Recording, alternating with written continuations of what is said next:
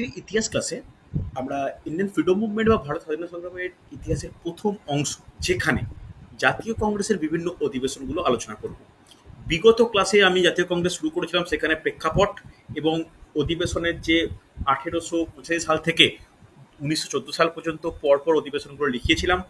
আজকের ক্লাসে ঠিক এইভাবে লিস্ট আউট করে সাল, স্থান, ওই অধিবেশনের সভাপতি কে ছিলেন এবং সেই অধিবেশন সংক্রান্ত গুরুত্বপূর্ণ তথ্যগুলো কিন্তু ডিসকাস করব। তাহলে কতদিন করেছিলাম? 1914 সাল পর্যন্ত। আজকে ঠিক তার পরের অংশ অর্থাৎ 1915 সাল থেকে শুরু করব। তাহলে 1915 সাল নোট ডাউন করো।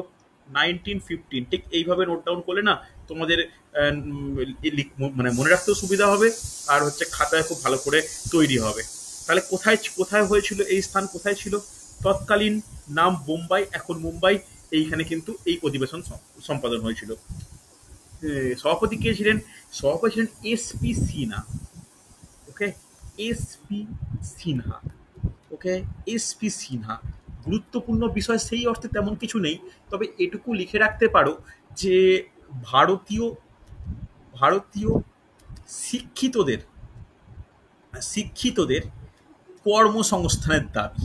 ওকে, এটা একটা কিন্তু কংগ্রেসের তরফ থেকে এই দাবিটা করা হয়েছিল ব্রিটিশদের, মানে ব্রিটিশদেরকে করা হয়েছিল কর্মসংস্থানের দাবি।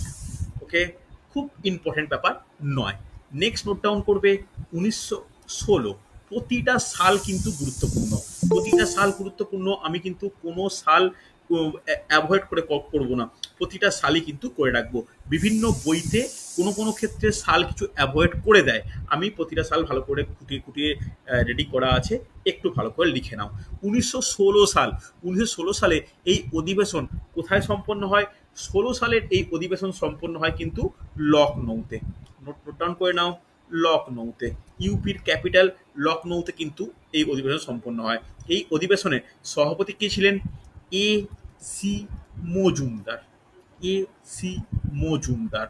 ওকে, এখানে আলোচনা কি হয় যে ওই সময় ভারতে বিভিন্ন প্রান্তে বিভিন্ন বৈপ্লবিক যে ছোট ছোট, মানে খুব একটা বেশি কিছু হচ্ছে তা নয়, যে বৈপ্লবিক কর্মকাণ্ড, এই বৈপ্লবিক কর্মকাণ্ড নিয়ে আলোচনা। প্রথম একটা এই নিয়ে আলোচনা হয় যে কিভাবে শান্তি বজায় রেখে দেশের বিভিন্ন কাজ করা হয়, বা সেখানে অহেতুক বৈপ্লবিক চিন্তাভাবনা, অহেতুক ব্রিটিশ বিরোধী চিন্তাভাবনা যেন না হয়, এই ব্যাপারে যেন কংগ্রেস বিভিন্ন তাদের যে ওই সময়ের নেতা, তাদের মধ্যে কথাটা যেন বার্তাটা পৌঁছে দেয় বা বার্তাটা ছড়িয়ে দেয়, যাতে প্রত্যেকে শান্তি এবং ব্রিটিশ বিরোধী মানসিকতা কিছুটা হলেও বেরিয়ে আসে।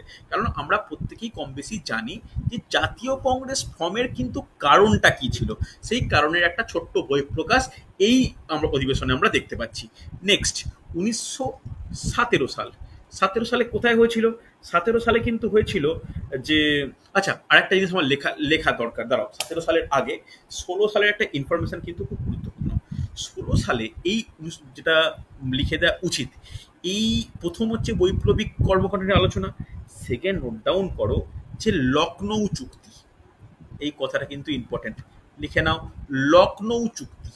এই লখনৌ চুক্তির বিষয় কি কেউ বলতে পারবে? দেখো, যে এ সি মজুমদার, এনার পুরো নাম কি? অম্বিকাচরণ মজুমদার। ঠিক আছে, এটাও বলে রাখলাম। লখনৌ চুক্তি স্বাক্ষরিত হয় 1916 সালে। এই 1916 সালে যে লখনৌ চুক্তির কথা বলছি, এই লখনৌ চুক্তির বিষয়বস্তু কি? Any idea? শুভজিৎ বলতে পারবে? প্রিয়াঙ্কা বলা যাবে? লখনৌ চুক্তির বিষয়বস্তু কি, কে বলবে? মুসলিম লীগ আছে জাতীয় কংগ্রেসের একসাথে শুরু। একদমই তাই, একদমই তাই, একদমই তাই। যে এটা আমরা ডিটেলস যখন মুসলিম লীগ করাবো, যখন বিভিন্ন বৈপ্লবিক ক্রিয়া ব্যাপারগুলো আলোচনা করব, তখন আমরা ডিটেলসে আলোচনা করে নেব। কিন্তু এটাও জাস্ট মনে রাখো যে এখানে জাতীয় কংগ্রেস এবং মুসলিম লীগের মধ্যে এই বিশেষ চুক্তি কিন্তু স্বাক্ষরিত হয়েছিল। হচ্ছে, এবার চলে এসো 1917। 1917 কোথায় সংগঠিত হয়? 1917 সালে সংগঠিত হয় কলকাতায়। কলকাতায় কে সভাপতি ছিলেন? সভাপতি ছিলেন, নোট ডাউন করে রাখো, শ্রীমতী অ্যানি বেসান্ত। ওকে, ইম্পর্টেন্ট কিন্তু অ্যানি বেসান্ত। এই অ্যানি বেসান্ত এই যে কলকাতা অধিবেশন, এই অধিবেশনের গুরুত্ব কি ছিল? এই অধিবেশনের গুরুত্ব এটাই ছিল যে এখানে এখানে কলকাতায় শিক্ষা ব্যবস্থার ওপর নিয়ে কিন্তু আলোচনা করা হয়, কলকাতার শিক্ষা ব্যবস্থা নিয়ে আলোচনা করা হয়। একটা জিনিস মনে রাখার ব্যাপার যে সমাজ সংস্কার তথা যে শিক্ষার দিক থেকে রেভলিউশন বা বিভিন্ন মুদ্রণ শিল্প থেকে আরম্ভ করে পেপার প্রেস, এই ব্যাপারগুলো কিন্তু বাংলা কেন্দ্রিক। তাই ওই সময় যাতে শিক্ষার আরও ডেভেলপমেন্ট হয়, তো সেটাই কিন্তু 1917 সালে বেঙ্গল কেন্দ্রিক যে মেডিকেল কলেজ প্রতিষ্ঠা, মানে তারপরও মানে একদম ক্যালকাটা মেডিকেল কলেজ শুধু নয়, আরও যাতে মেডিকেল কলেজ প্রতিষ্ঠা হয়, আরও যাতে ইউনিভার্সিটির ফর্মের ব্যাপার করা যায়, ইংলিশ মাধ্যমে শিক্ষার প্রসার, এই নিয়ে কিন্তু আলোচনা করা হয়। ঠিক আছে, শুধু যে পলিটিক্যাল ব্যাপার অধিবেশনগুলো আলোচনা হলো তা কিন্তু নয়, কোনো কোনো ক্ষেত্রে কোনো ক্ষেত্রে এই সমস্ত তথ্যগুলোও থাকতো। এবার এইখানে একটা ইম্পর্টেন্ট স্টার দিয়ে রাখছি, এইখানে স্টার দিয়ে কি লিখে রাখো, প্রথম মহিলা সভাপতি। ওকে, কোশ্চেন কিন্তু ইম্পর্টেন্ট, প্রথম মহিলা সভাপতি কে, কোন সালে হয়েছিল, কোন অধিবেশনে হয়েছিল, ইম্পর্টেন্ট কিন্তু। নেক্সট 1918 সাল, কে বলবে 1918 সালে কোথায় সংগঠিত হয়? দেখো 1918 সালে সংগঠিত হয় দিল্লিতে। দিল্লিতে দিল্লিতে সংগঠিত হয়, এবং তখন ওই অধিবেশন, দিল্লি অধিবেশনে সভাপতি কে ছিলেন? মদন মোহন মালব্য। নোট ডাউন করবে, মদন মোহন মালব্য। এই মদন মোহন মালব্য সম্পর্কে আমি ডিটেলসে আলোচনা আজকে ক্লাসের পর একটু করিয়ে দেবো। তবে এই মদন মোহন মালব্যর সভাপতিত্বে দিল্লি অধিবেশন সম্পর্কে তেমন কোনো তথ্য নেই, বা তেমন কোনো গুরুত্বপূর্ণ ব্যাপার নয়, ছিল না, তাই এখানে নোট ডাউন করা কিন্তু প্রয়োজন নেই। 1919 সাল, 1919 সালে কোথায় হয়? 1919 সালে হয় কোথায় হয়েছিল? অমৃতসরে। অমৃতসরে হয়েছিল। এই অমৃতসরে যে হয়েছিল, এখানে সভাপতিত্ব কে করেছিল? মতিলাল নেহেরু। মতিলাল নেহেরু। এই মতিলাল নেহেরু সভাপতিত্বে 1919 সালের যে প্রেক্ষাপটটা ভালো করে ভাবো, 1919 সালে কি ঘটনা ঘটে, এমন 1919 সালে কি ঘটনা ঘটে লিখে রাখো। যে বলো, হ্যাঁ কেউ একটা বলতে যাচ্ছিলে, আরেকবার জোরে শুনতে পাচ্ছি না, তোমার কথাটা হাসকি হয়ে আসছে। হয়েছিল, তাহলে ওই সময় প্রধান আলোচনার বিষয় নোট ডাউন করো, দেশ জুড়ে চলা অস্থিরতা এবং এবং যেটা কংগ্রেস তথা কংগ্রেসের বিভিন্ন নেতাদের তৎকালীন একটা টার্ম খুব আসছিল, যে সন্ত্রাসবাদী মানে বৈপ্লবিক ক্রিয়াকাণ্ড নিয়ে আলোচনা। তাহলে একইভাবে যেমন 16 সালে লখনৌ অম্বিকাচরণ মজুমদারের সভাপতি যেভাবে আলোচনা হয়েছিল, এখানেও আলোচনার প্রেক্ষাপটটা একই, দেশ জুড়ে বৈপ্লবিক বৈপ্লবিক কর্মকাণ্ড। ওকে, দেশ জুড়ে বৈপ্লবিক কর্মকাণ্ড। কিন্তু এখানে সমালোচনা হলেও এই অধিবেশনে জালিয়ানওয়ালাবাগের ব্যাপার সম্পর্কে তেমন কোনো কিছু শোনা যায় না। হচ্ছে 1920 সালের যে অধিবেশন, এই অধিবেশন কিন্তু যথেষ্ট গুরুত্বপূর্ণ। এই অধিবেশনটা হয়েছিল কোথায়? 1920 সালের কলকাতায় হয়েছিল। সভাপতি কে ছিলেন? সভাপতি ছিলেন লালা লাজপত রায়। এই অধিবেশন 20 সালে কোন অধিবেশন, মানে কোন আন্দোলনের প্রেক্ষাপট কে বলবে? বলা উচিত কিন্তু, কোন আন্দোলন? নন কোঅপারেশন মুভমেন্ট, যাকে আমরা বলতে পারি অসহযোগ আন্দোলন। ওই অসহযোগ আন্দোলন কিন্তু এই মানে কি বলবো, এই অধিবেশনে একটা ডাক দেওয়া হয়, বা ডাকের কথা বলবো না, এটাকে শুধুমাত্র এটা বলা যায় যে এই অধিবেশনেই, মানে এই অধিবেশনটা বিশেষ অধিবেশন হিসাবেই কংগ্রেসের বিভিন্ন অধিবেশনের মধ্যে এটা উল্লেখযোগ্য বিশেষ অধিবেশন। কারণ অসহযোগ আন্দোলন কিভাবে প্রস্তাব, মানে কিভাবে এগিয়ে যাবে বা কি হবে, সেটাই কিন্তু এই আন্দোলনের প্রধান বিষয়বস্তু ছিল। তাহলে কি লিখে রাখো? অসহযোগ আন্দোলনের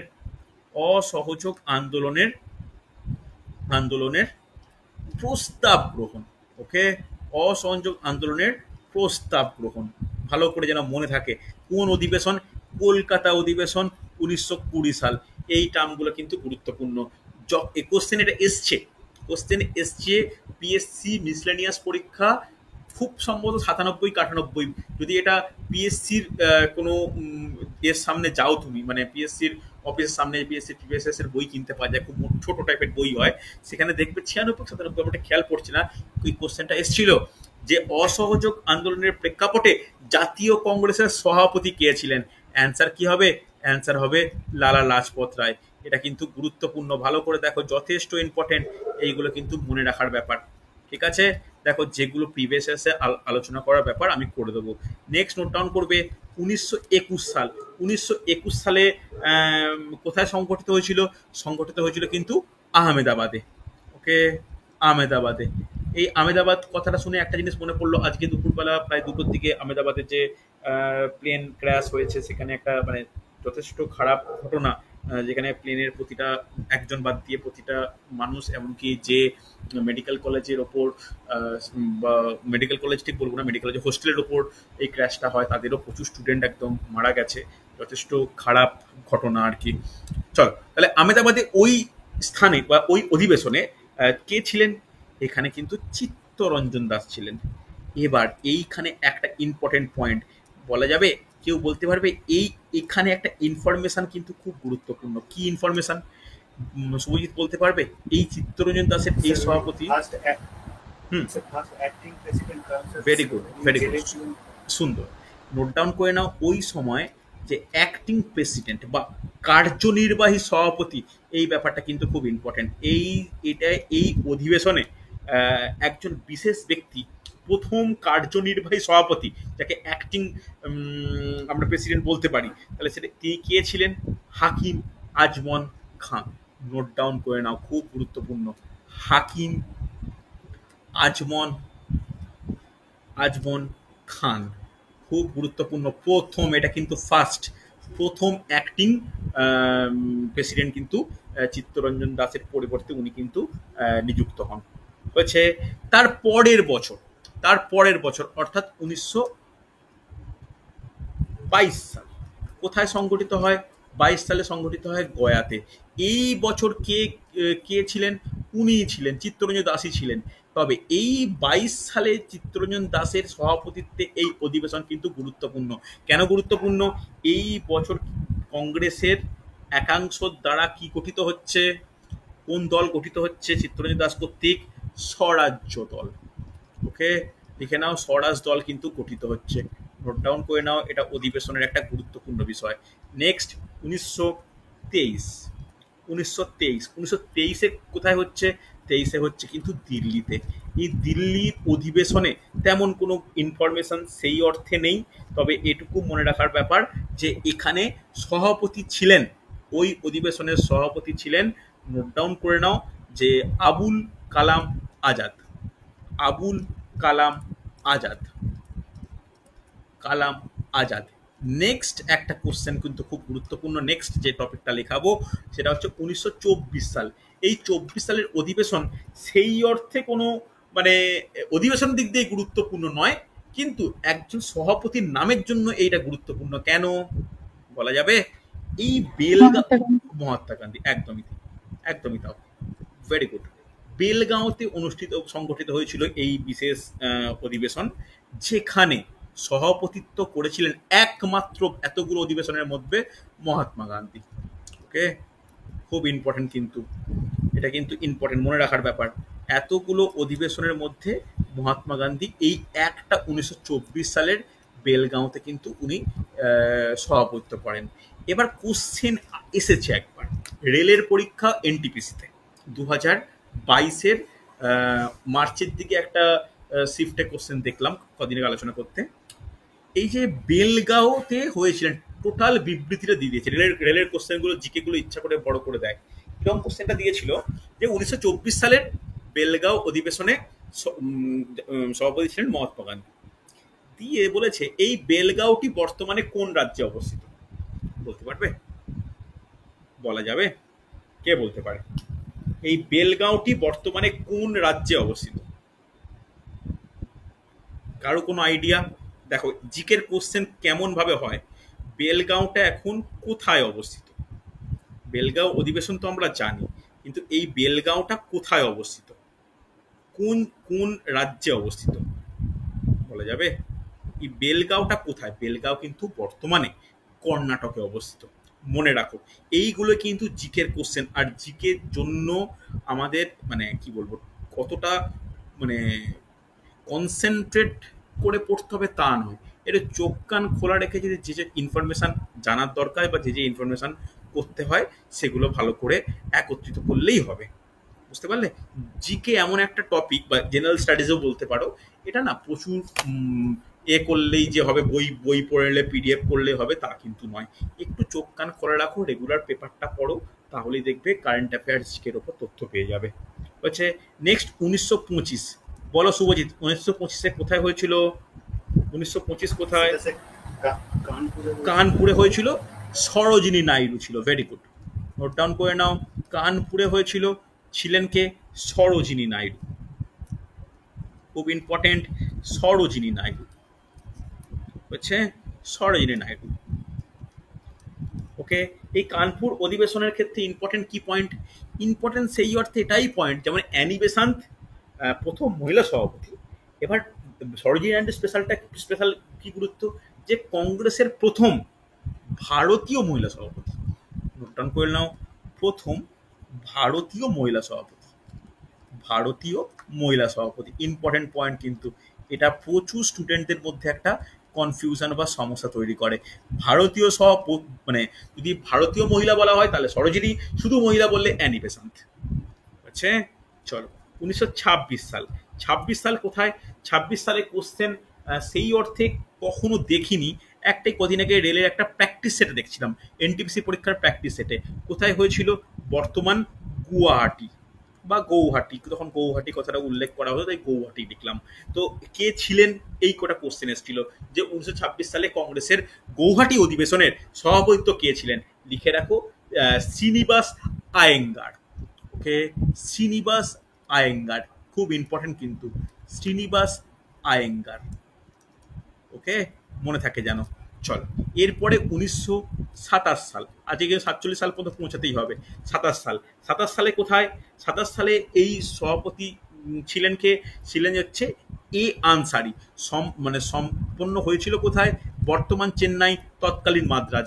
কে ছিলেন? লিখে রাখো, এ আনসারি।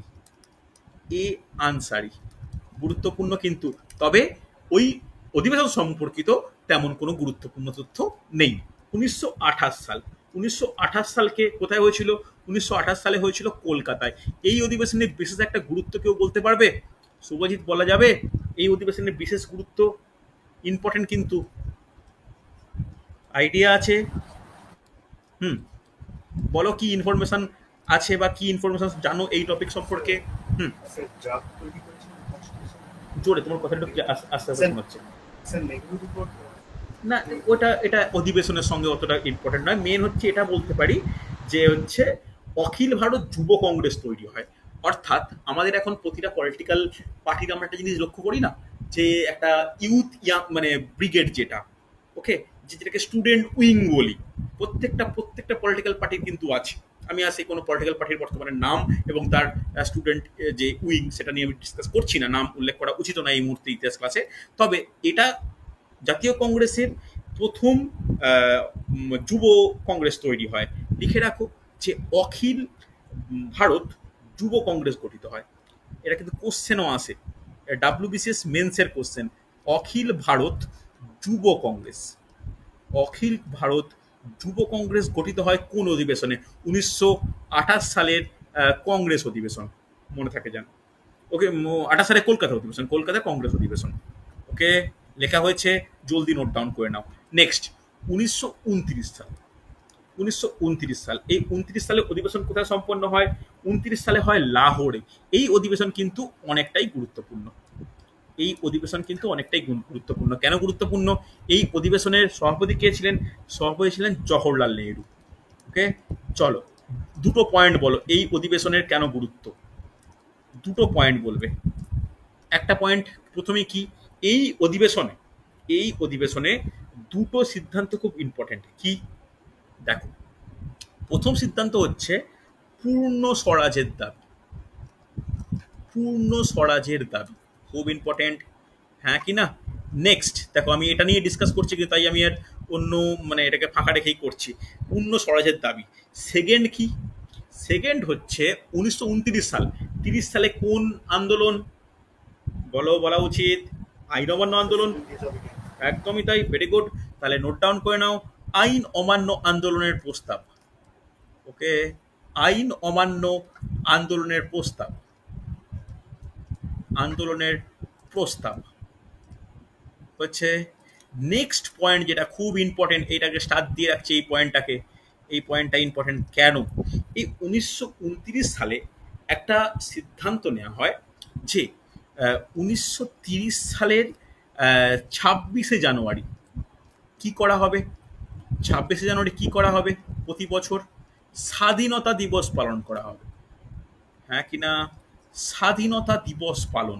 দেখো আমাদের এই কেন এই আমাদের প্রত্যেক 26শে জানুয়ারি রিপাবলিক ডে পালন করি, কেন করা হয়? দেখো আমাদের তো ট্রান্সফার অফ পাওয়ার হয়েছে, হঠাৎ করে আজকে যুদ্ধ করলাম, যুদ্ধে হেরে গেল, ব্রিটিশরা চলে গেল, তা তো নয়। ভালো করে শুনবে গোটা ব্যাপারটা, এটা কিন্তু যে কোনো পরীক্ষার ইন্টারভিউতে বা কোনো জায়গায় কাজে লাগে, অনেকে জানো অবশ্য, যে স্বাধীনতার হস্তান্তর ঘটে, ট্রান্সফার অফ পাওয়ার সম্পন্ন হয় সেই সময় গণপরিষদ, ক্যাবিনেট মিশন সবের মাধ্যমে একটা একটা গ্রুপ অফ পিপলকে, মেনলি কংগ্রেসের একটা মুখাপেক্ষ যারা ছিল তাদেরকে একটা ক্ষমতাটা দেখতো যারা ইংরেজরা, ইংরেজের তরফ থেকে ওদেরকে ক্ষমতাটা দিয়ে গেল। হ্যাঁ কি না? এটা জাস্ট ক্ষমতার হস্তান্তর হলো, যে ক্ষমতাটা আমরা দেখতাম তোমরা দেখো। এবার এই যে ক্ষমতার হস্তান্তরের ডেটটা কি হলো, ডেটটা 15ই আগস্টে সই-সাবুত সম্পন্ন হলো, 14ই আগস্ট মধ্যরাতে।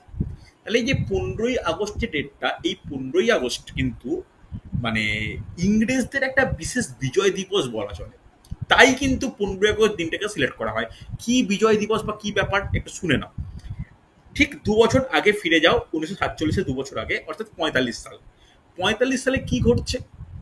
45 সালে ওই প্রেক্ষাপটটা কি 39 থেকে 45-এর দ্বিতীয় বিশ্বযুদ্ধের প্রেক্ষাপট। 1945 সালের 6 তারিখ আর 9 তারিখ আগস্ট মাসের হিরোশিমা আর নাগাসাকিতে পারমাণবিক বোমা বা আমাদের অ্যাটম বোমা ফেলা হয়েছে। ফেলার পরে কি হচ্ছে, টোটাল দুটো শহর প্রায় নিশ্চিহ্ন। যে অক্ষশক্তিতে থাকা জাপান স্যারেন্ডার করলো। জাপানের সহযোগিতায় আজাদিন ফৌজ, নেতাজির যে তত্ত্বাবধানে, নেতাজির নেতৃত্বে আজাদিন ফৌজের যে অভিযান টুয়ার্ডস ভারত, একটা অংশ দখল হয়ে গিয়েছিল, ওটা হচ্ছে ধাক্কা খেলো। ওই তারপরে নেতাজিকে বাই ফোর্স আত্মগোপন করতে হলো, নিজের মৃত্যুর একটা কাহিনী তৈরি করে।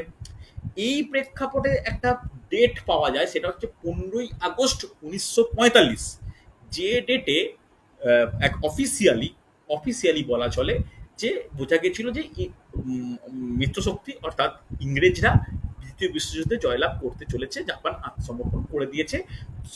জাপানের যে প্রধানমন্ত্রী রাষ্ট্রনায়ক তোজো সেই সময় গ্রেপ্তার হচ্ছে।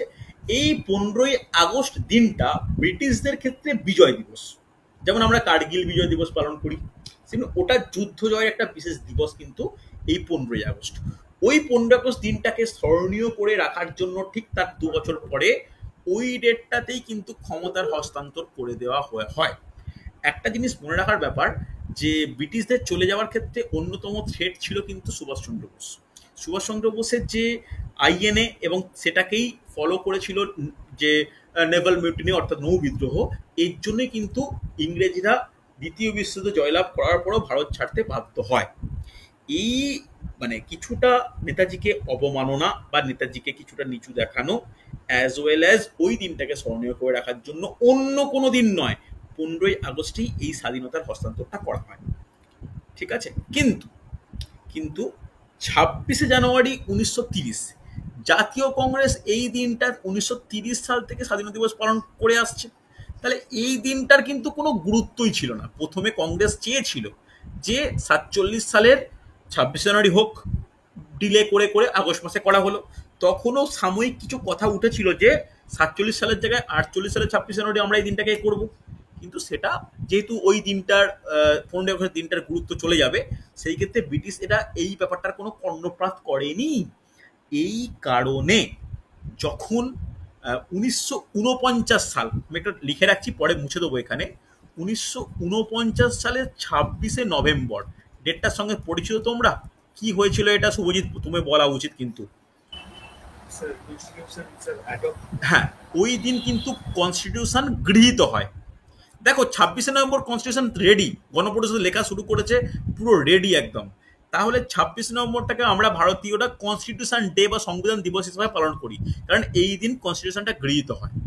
কংগ্রেস দেখলো যে 47 সালের 15ই আগস্ট স্বাধীনতা দিবস পালিত হয়েছে, এটা প্রতি বছর আমাদের দেশের এটা হয়ে গেল, পালন করতেই হবে। কিন্তু এতদিন যে পালন করে এসছে 26শে জানুয়ারি, এই ডেটটার কি হবে, এই ডেটটার গুরুত্ব কি থাকবে? তখন কংগ্রেস সিদ্ধান্ত নিল যে 26শে নভেম্বরটা স্থগিত করে যাই। আমি গ্রহণ করে নিলাম, স্থগিত করি, জাস্ট 2 মাস ওয়েট করি, 26শে নভেম্বরের জায়গায় ঠিক পরের বছর অর্থাৎ 1950 সালের 26শে জানুয়ারি কি করা হয়, এই দিন ওই সংবিধানটাকে কার্যকরী করা হয়। তাহলে কার্যকরী করা যেই হচ্ছে, তাহলে আমরা কি বলতে পারি, এই দিনটাতে সংবিধান কার্যকরী হচ্ছে, অর্থাৎ এই দিনটা প্রজাতন্ত্র দিবস হিসাবে প্রতি বছর পালিত হবে। হ্যাঁ কি না?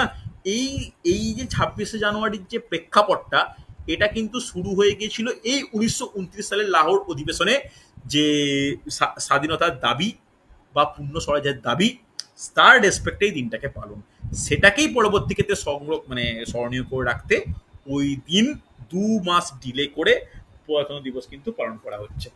হ্যাঁ কি না? বোঝা গেছে? কোনো অসুবিধা থাকলে, কোনো সমস্যা থাকলে বলবে। ক্লিয়ার? মোটামুটি ডাউট হয়েছে, ক্লিয়ার হয়েছে যে এই এই দিনটা কেন 26শে জানুয়ারি কেন পালন করা হয়। ওকে, চল নেক্সট আমরা আলোচনা ফিরে আসি 1930 সাল। দেখো 1930 সালে কোথায় অধিবেশন সম্পন্ন হয়? 1930-এর অধিবেশন কোথায় সম্পন্ন হয়, কে বলবে? 30 সালে কোথায় সম্পন্ন হয়?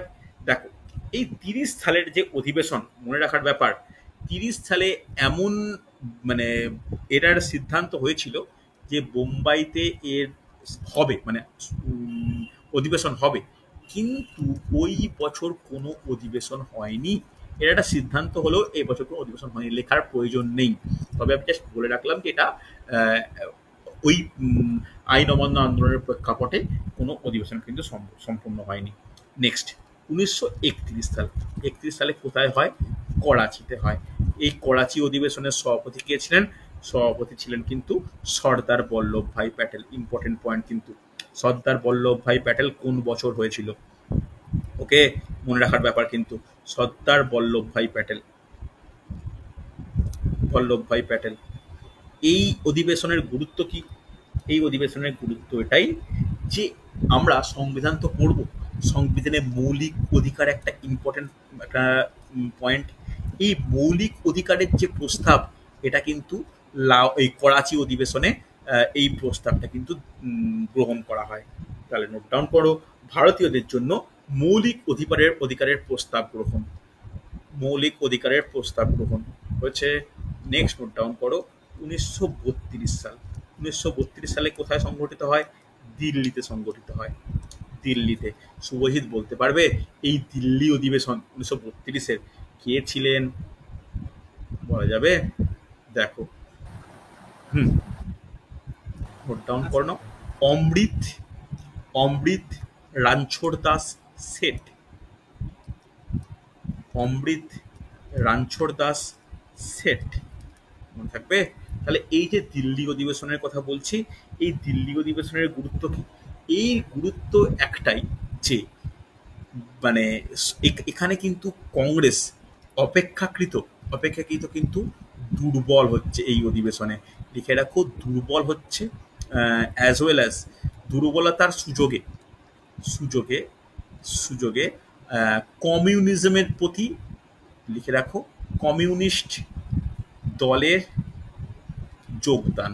বহু সদস্য ওই সময় কমিউনিস্ট ভাবাপন্ন হয়ে বা হয়ে না হয় বা ওই আস্তে আস্তে কমিউনিস্টের দিকে মুভ করা। অর্থাৎ দেখতে পাবো 1930-31 আইন অমান্য আন্দোলনের প্রেক্ষাপটে বহু জায়গায়, বহু কলকারখানায়, বহু জায়গায় শ্রমিক আন্দোলন কিন্তু শুরু হয়। ঠিক আছে, চলো অধিবেশনে এই কমিউনিস্ট দলের যোগদান নিয়ে কিন্তু আলোচনা হয়।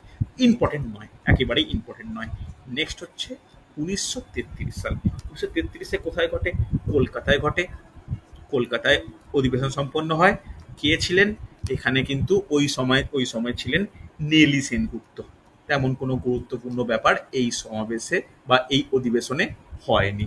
ওকে, নেলি সেনগুপ্ত লেখা হয়েছে, একটু তাড়াতাড়ি নোট ডাউন করবে। নেক্সট 1934। আমরা যত সাল এগোবো প্রেক্ষাপটগুলো কিন্তু খেয়াল রাখা প্রয়োজন। কোথায় হয়েছিল? বোম্বাই অধিবেশন। এই অধিবেশনের সভাপতি কে ছিলেন? Doctor Rajendra Prasad. Important, note down করে রাখো। ডক্টর রাজেন্দ্র প্রসাদ কোন বছর হয়েছিল, কোথায় হয়েছিল? ডক্টর রাজেন্দ্র প্রসাদ হচ্ছে, তেমন কোনো ইনফরমেশন এই অধিবেশনের ক্ষেত্রে নেই। চলো নেক্সট হচ্ছে 1935 সাল। 1935-এ কোথায়? 1935-এ সম্পন্ন হয়েছিল, এখানে একটু বলে রাখা উচিত, 1934-এ যেমন বোম্বাই হয়েছিল, 1935-এও কিন্তু বোম্বাই হয় এবং রাজেন্দ্র প্রসাদের সভাপতি সম্পন্ন হয়। তবে বহু ঐতিহাসিকবিদদের মত অনুসারে এবং বিভিন্ন সংবাদপত্র রিপোর্ট অনুসারে এই যে অধিবেশনটাকে কোনো অধিবেশন না বলে সাধারণ, একটু লিখে নাও, সাধারণ মিটিং বলা চলে। ওকে, এটাকে অধিবেশন না বলে সাধারণ মিটিং বলা যায়। তাই এইটাকে অধিবেশন একটা ক্রস করে রাখলাম, এটাকে অধিবেশনের নাম সেই অর্থে না দেওয়াই ভালো। মানে কিছু কিছু মানে উচ্চ কর্তৃপক্ষর দ্বারা সাধারণ কিছু মিটিং, মানে সাধারণ মিটিং বলা যায়।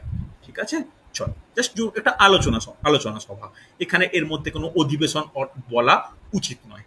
নেক্সট, 36 সালে কিন্তু কোনো অধিবেশন বসেনি। এরপরে ডিরেক্ট অধিবেশন কবে বসছে? 1937 সাল। বলা যাবে 1937 সালে কোথায় বসছিল?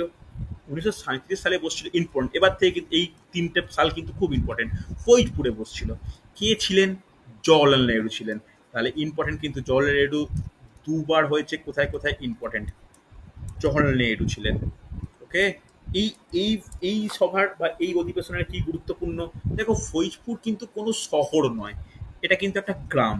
তাহলে লিখে রাখো, প্রথম গ্রাম্য অধিবেশন, খুব ইম্পর্টেন্ট কিন্তু, প্রথম গ্রাম্য অধিবেশন।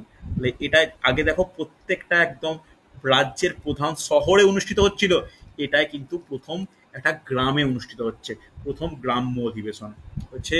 এই অধিবেশনে স্পেশাল একটা গুরুত্ব দেওয়া হয় একটা বিষয়ের ওপর, সেটা হচ্ছে এগ্রিকালচার রিফর্ম বা কৃষি নীতি। এই কৃষি নীতি নিয়ে কিন্তু আলোচনা করা হয় হচ্ছে। এর পরে নেক্সট 1938 সাল, 38-39 খুব ইম্পর্টেন্ট, বিশেষ করে বাঙালি ইমোশনের ক্ষেত্রেও কিন্তু খুব গুরুত্বপূর্ণ। কে? 1938 সালে হয়েছিল কোথায়? হরিপুরাতে সম্পূর্ণ হয়েছিল, হরিপুরাতে। এই হরিপুরাতে কে ছিলেন? নেতাজি। ঠিক আছে, আমি আর সুভাষচন্দ্র বসু লিখলাম না, আমি নেতাজি লিখলাম, তোমরা কিন্তু সুভাষচন্দ্র বসু লেখো। এইখানে কি হয় ভালো করে শুনে নাও। এই হরিপুরা যে নেতাজিদের কি হয়, এখানে কিন্তু দক্ষিণপন্থী মানসিকতার কিন্তু একটা পরাজয় ঘটে।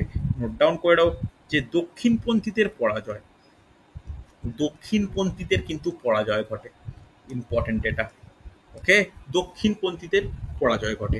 নেক্সট, এইটা কিন্তু খুব ইম্পর্টেন্ট, 1939 কোথায় ঘটে? ত্রিপুরী কংগ্রেস। এই ত্রিপুরী কংগ্রেসে কে থাকে?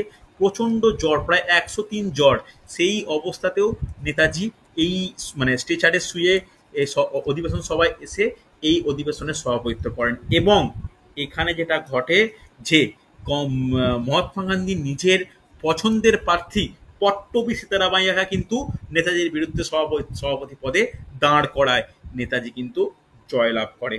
ওকে, লিখে রাখো, পট্টবীকে হারিয়ে নেতাজির জয়লাভ, পট্টবী সীতারামাইয়াকে হারিয়ে, নোট ডাউন করবে, পট্টবী সীতারামাইয়াকে হারিয়ে নেতাজির জয়লাভ, লিখেছো? আর নেক্সট পয়েন্ট নোট ডাউন করো, এই ক্ষেত্রে ইম্পর্টেন্ট যে পরবর্তী ক্ষেত্রে যখন দেখা গেল যে কংগ্রেসের অধিবেশনে সভাপতি নেতাজি থেকে যাচ্ছে, তখন মহাত্মা গান্ধীর একটা বিশেষ উক্তি এখনো বিভিন্ন জায়গায় খুবভাবে প্রচলিত, যে পট্টবীর হার মানে আমার হার।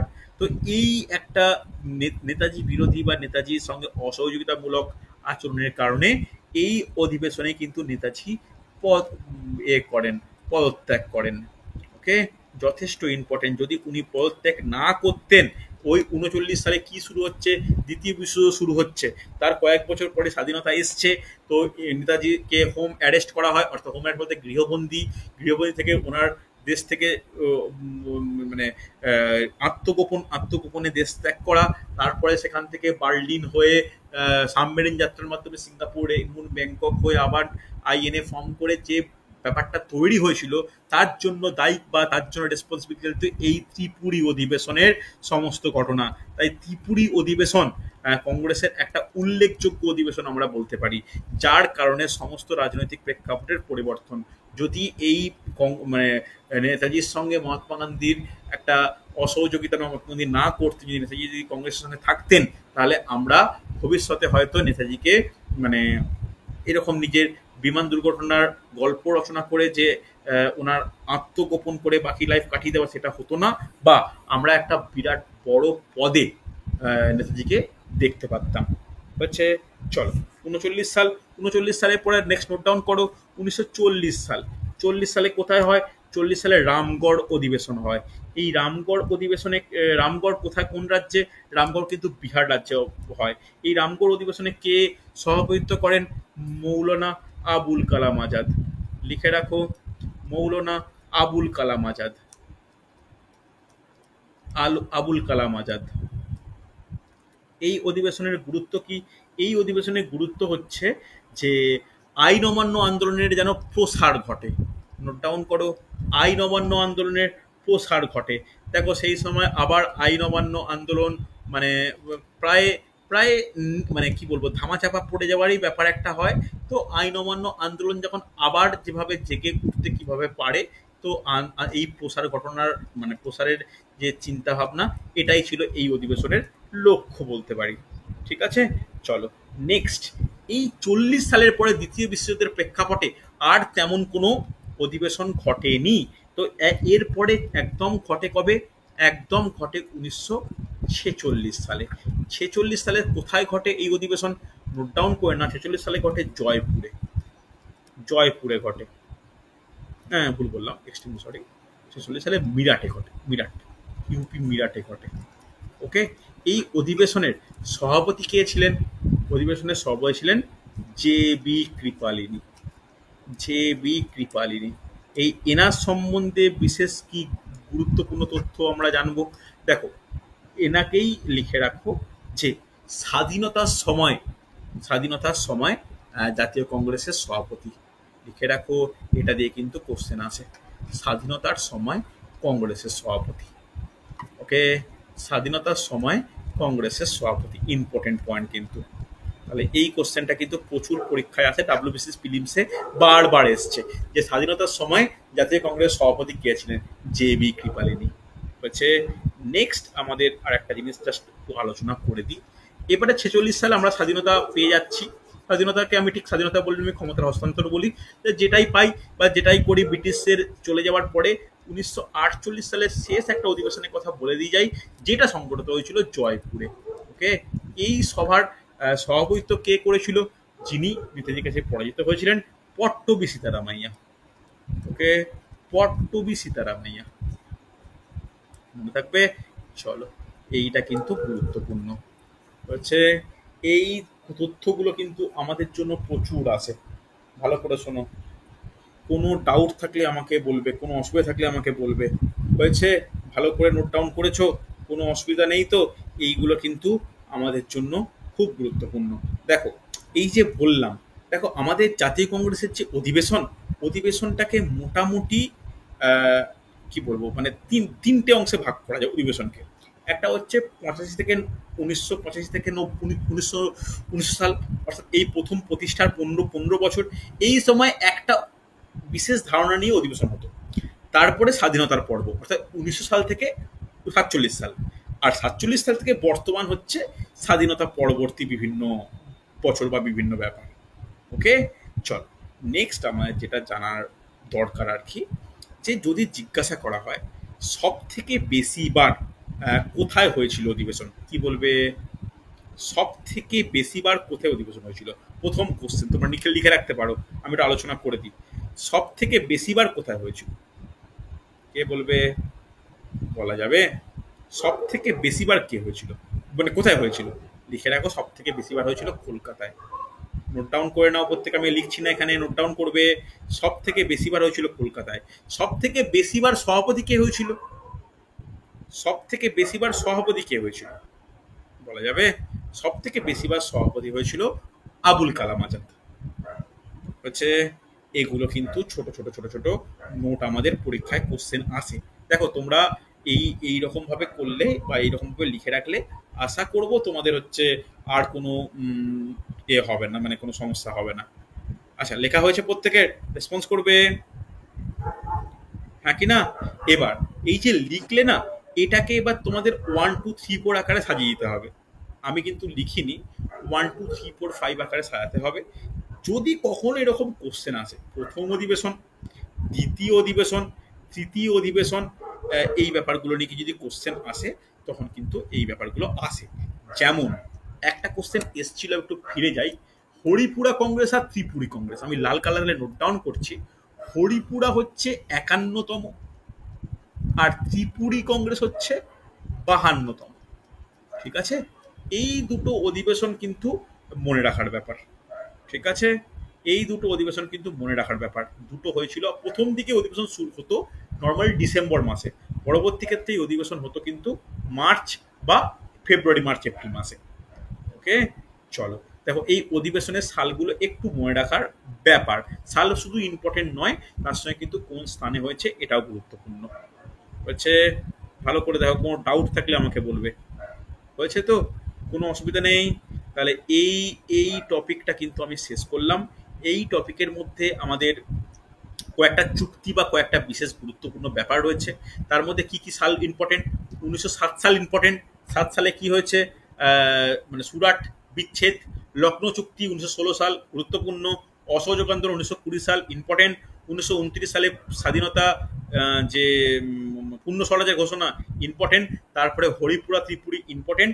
তারপরে 46 সালে যে জেবি কৃপালিনী যে স্বাধীনতার সময় সভাপতি হয়েছিলেন, অন্তর্বর্তী সরকারের যে অনুমোদন, লিখে রাখো লিখে রাখো, লেখা হয়নি, অন্তর্বর্তী সরকারের অনুমোদন দেওয়া। ওকে, অন্তর্বর্তীকালীন যে সরকার গঠন হয়েছিল, অন্তর্বর্তীকালীন সরকারের অনুমোদন প্রদান। ওকে, কংগ্রেস কর্তৃক অনুমোদন দেওয়া হয় যে হ্যাঁ গঠিত হবে, তার রেসপেক্টে কিন্তু সরকার গঠিত হয়। ওকে, দেখো যে তথ্যগুলো আমার এই সংক্রান্ত বলার ব্যাপার ছিল, আমি কিন্তু বলে দিলাম। কোনো ডাউট, কোনো অসুবিধা থাকলে আমাকে প্রশ্ন করবে। নেক্সট ক্লাসে আমি একটা এমসিকিউ সেট, না এমসিকিউ কদিন পরেই করব। নেক্সট ক্লাসে আমি স্বাধীনতার প্রথম পর্যায়ে, অর্থাৎ স্বদেশী ও বয়কট আন্দোলন, এবং তারপরে পরপর পরপর এগিয়ে যাব।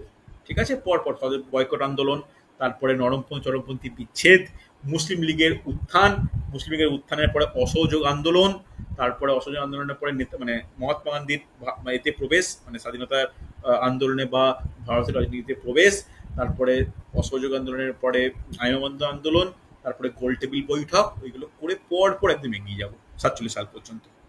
ঠিক আছে, চলো তাহলে আজকে এতটাই থাকলো। খুব ভালো করে কিন্তু রেডি করে নিও।